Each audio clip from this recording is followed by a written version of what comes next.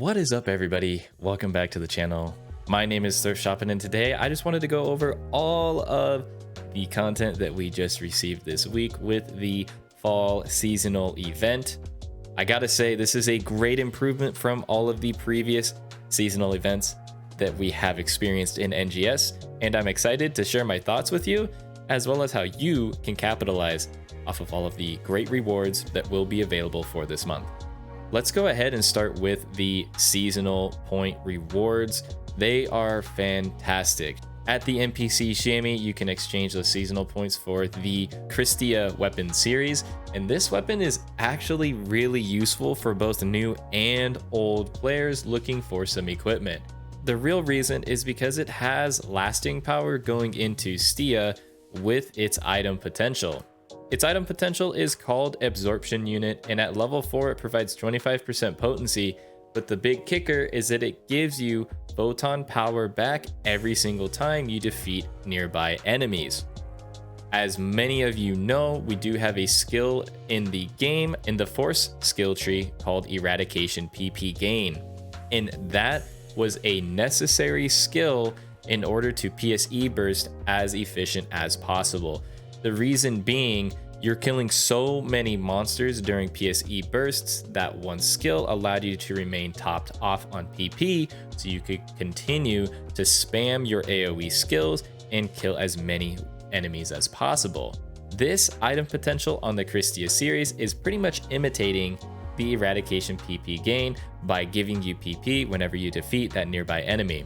So this is going to open up a lot of options with some PSE farming builds that do not need to rely on that Force subclass. Now, why would that be important? Well, it's going to be a case-by-case basis, but simply put, not being forced into the Force subclass is going to open up a lot of options for your build.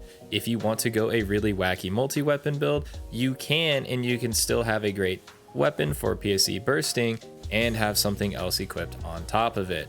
For example, I am using a Twin Dagger and a Talus build currently with my Crystia setup. So I have that Talus available for PSE bursting, and I have that Twin Dagger available for single target bossing, and I plan on using it in that fashion. This will allow me to go a lot of ways. I can go a fighter main class with Force or Techer subclass, or what I plan on doing while PSE farming, going Techer main class so I can provide shifted D-band for my team, while also having that Twin Dagger available to take out the PSE climax bosses and trial bosses as quick as possible.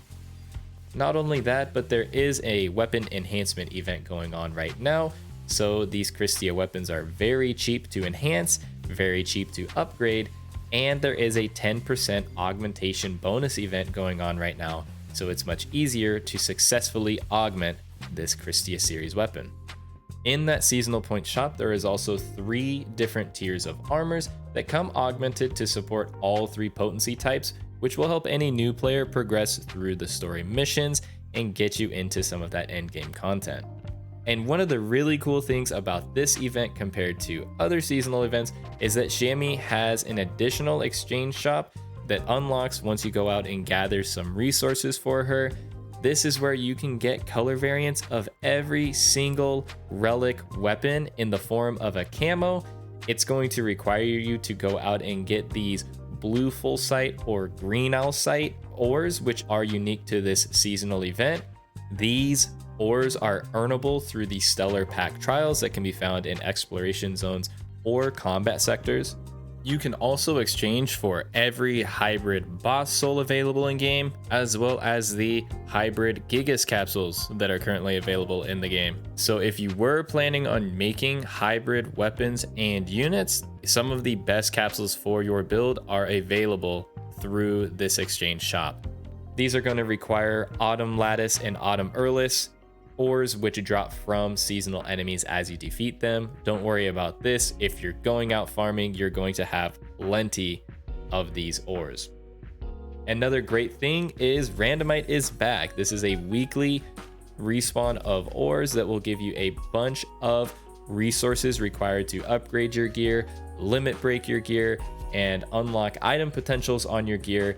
And a lot of those ores are also required for capsule exchanges, which is going to help you augment your gear.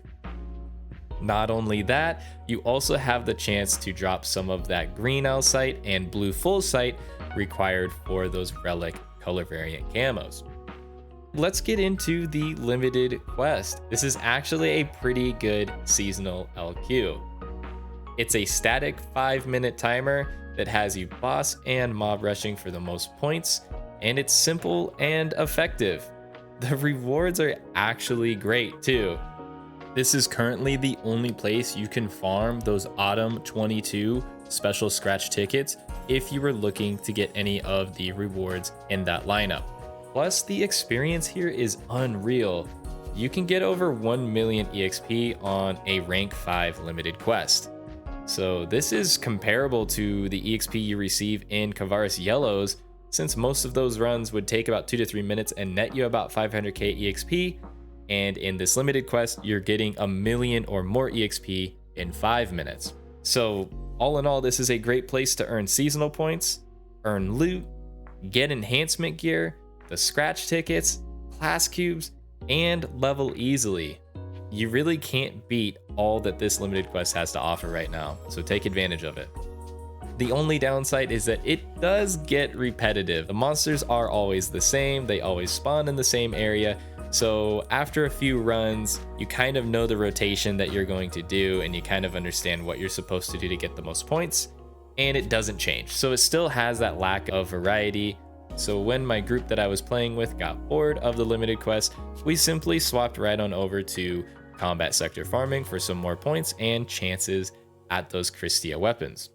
All in all, this event, combined with the rewards from Ordinal Tower last week, make it practically free to make any 70% potency or higher hybrid build for any weapon combination you're interested in. So take advantage of that if there is a build you've been interested in, or if you are new, go ahead and make this gear. I went ahead and built myself a dagger and talus combination. My plan is to use this for combat sector farming in Stia, but it also gave me a chance to have a lot of fun with a new melee weapon in the twin daggers.